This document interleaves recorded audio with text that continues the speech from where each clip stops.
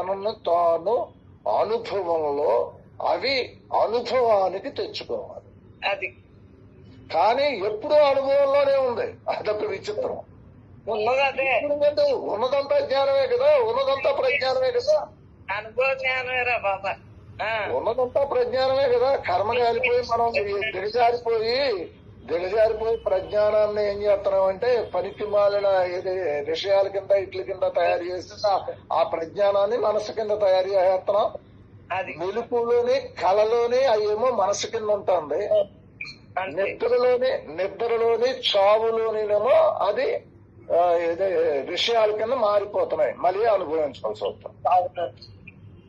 కాబట్టి ఎవడికాడు ప్రజ్ఞానంగానే ఉన్నాడు, ప్రజ్ఞానంగానే ఉండాలి, అది దిగజారకూడదు.